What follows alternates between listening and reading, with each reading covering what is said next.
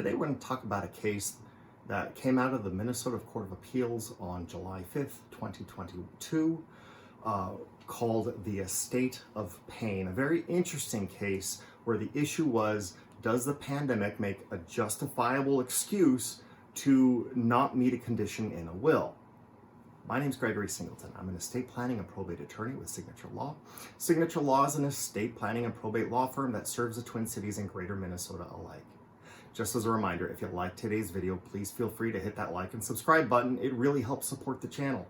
Also, same two caveats as always. First of all, these videos are for educational purposes only. I'm not giving legal advice. And second of all, we are going to be talking about Minnesota law, specifically a case came out of the Minnesota Court of Appeals.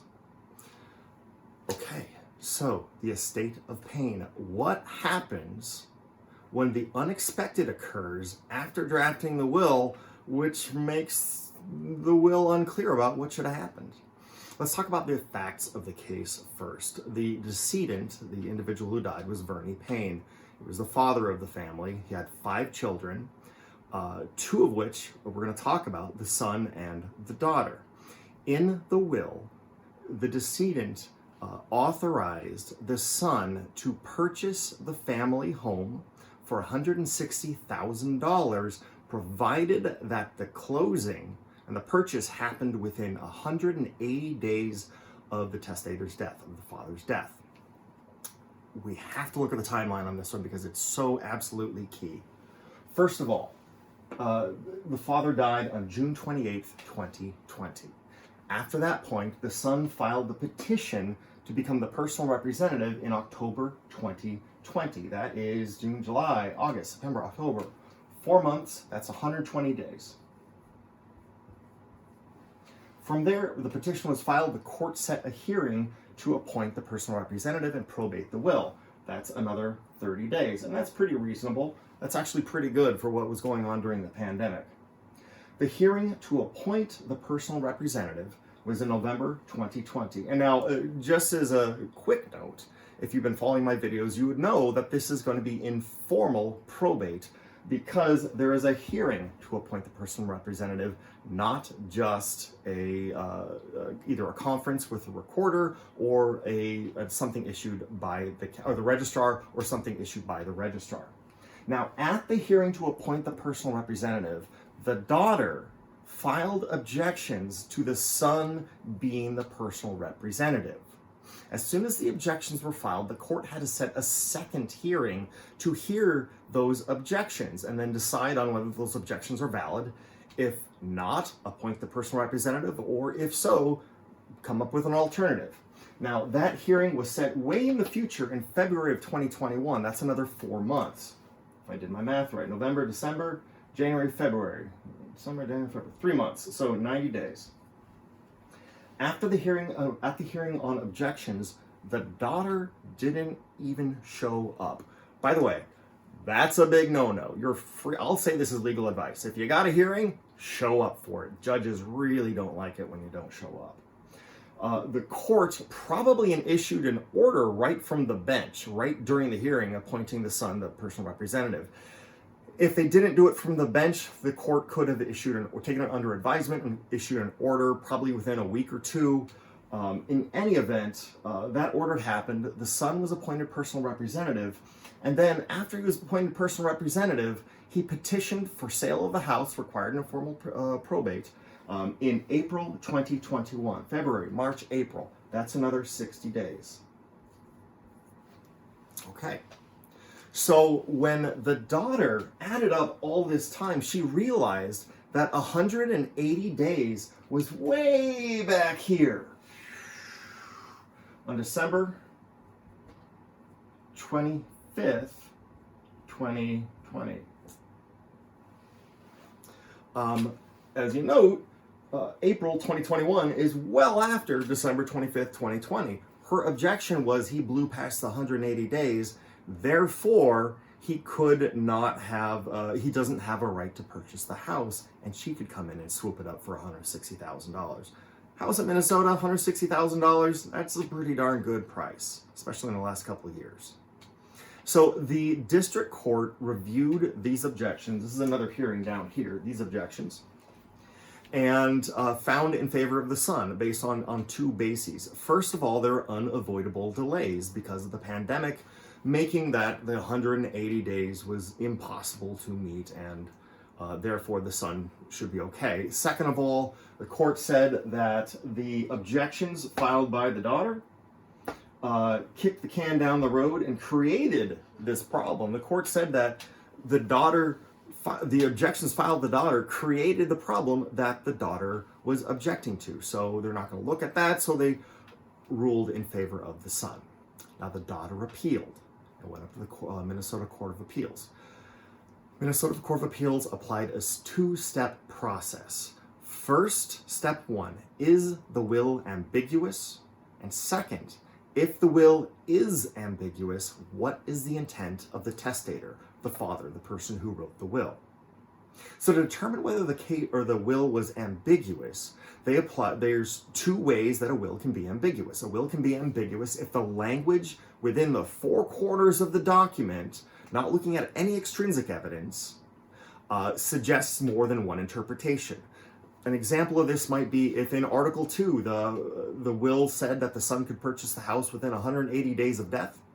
And then in Article 5, the will said that the son could purchase the house within 360 days from death. Those are two different interpretations based on the language of the will. If that was the case, it would be ambiguous. Now, in this case, the will language is pretty straightforward. In the event he cannot close the purchase within 180 days, it shall be offered for sale to my other issue, his children, who must close within 90 days. They said that language, pretty clear, not terribly drafted. If the language within the four corners of the will is not ambiguous, then you can look to the surrounding circumstance. And if the surrounding circumstance create an ambiguity in the will, then the will can be determined ambiguous. So to determine, looking at the surrounding circumstances, they looked at a case called the Estate of Arend, A-R-A-N-D, or A-R-E-N-D. And in that case, the will language patently was pretty straightforward, as non-ambiguous, but from the time that the will was drafted to the point that the will was probated, there was a change in law which created an ambiguity in the will. The change in law was a surrounding circumstance. So they compared that, in that case, with the change in law, it created an ambiguity in the will, and they could look to the intent of the testator. They applied that precedent to the present case, the Estate of Payne. In that, they said, this is very similar. The pandemic is akin to that change in law. It's the same type of change in circumstances. And that pandemic created an ambiguity in the will, at which point we can now look to the intent of the testator. And once we can look to the intent of the testator, we can look at all the extrinsic evidence in the world that's applicable, that was written or that existed at the time of writing the will or before the writing of the will. That's the parole evidence rule. Now, if we look at the intent, the court is going to try to step in the shoes of the testator and say, what did the testator really want when they drafted the will? And for that, the son brought out a bunch of evidence. I won't go through all of it, but for instance, the son assisted the parents purchasing the property. I believe he helped upkeep the property. At one point, he was an owner on the deed of the property. I don't know if that was a straw man purchase or for some reason, but his name was on the deed. And there was a letter, a contemporaneous letter from the parents, the mother and the father, that said that contemplated that they wanted their son to have the house. So based on that, they determined that the intent of the testator, the father, the mother is apparently already predeceased, the intent of the father was to give the house to the son. That raises, and from that, the Court of Appeals ruled in favor of the son. The daughter got nothing, the son got the house. They'll probably never talk to each other because that's just how these things go, but it's their choice. So, two questions about this that I have for you. The first is, did the court get it right? And second, could this whole controversy been avoided with better drafting or different drafting? To the first question, did the court get it right? I don't know, and I think there's a possibility that it didn't. I would focus on if I were determining whether the son met that 180 days, I would take whatever is outside of his control, push it aside. And I would look at what was in his control and what he properly could have presumed to be a deadline, added that up and said, if we get past 180 days, now we got a problem. And to this end, I'm not sure that the court got it right. Because based on this, from the death of the petition filed, that is entirely in control of the son. Granted, if they didn't find the will until day 119, then I'm wrong. But usually you can file a petition for probate as soon as you get the will, get an attorney, draft the documents, that doesn't take too long, get it filed to the court. This could have been brought down to 30 days, but it was 120 days. Let's say it's 30 days here, 120 days is what they actually had between death and petition filed. From there, you presume that the court's gonna take at least a month to have a hearing. And that's pretty reasonable. I've actually seen a lot longer. So 30 days there, what you expect, no, what possible and actual. This time right here, from the hearing on the objections or the hearing on to appoint the personal representative and the hearing on the objections, that is entirely within the control of the court. The son wouldn't have known that objections were going to be filed, couldn't do anything about it, and the court is going to set that hearing for whatever works for their schedule. They can't just put it into a group hearing. They need to actually set aside 15 to 30 minutes to actually have the hearing. So we don't have to worry about that. But from the hearing on objections, as soon as the order is issued to appoint the son as personal representative, in a formal probate, he can immediately petition for the sale of the house. He could have had it all lined up for the sale of the house and done the closing on the day after, on the day that the order was issued. So this could be 0 to 1 is possible. He took 60 days. Now, if I were advising the son, I would have said, get the will, let's get this filed ASAP to decrease this time. And also, when we go in for the hearing, I want to walk in with that petition for sale of the house immediately. Reduce that time. If he'd done that, what was under his control and what he would have properly presumed would have been under 180 days. Unfortunately, because of that, because he didn't do that, he delayed in filing the petition for 120 days here, add that 30 days of that we can presume is accurate, add another 60 days of that. Now we're at 210 days. He blew the deadline, in my opinion. Now, there's a lot of facts I don't know, and this was developed over the course of several years. The order didn't come out until June or July 5th of 2022. But there's a possibility that the Court of Appeals got it wrong.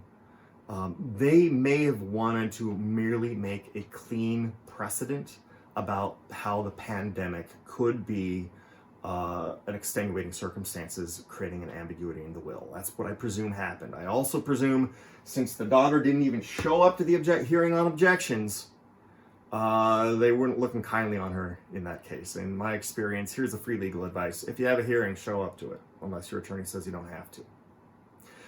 The second question I have is, could we have avoided this entire conflict altogether with proper drafting? And I say yes.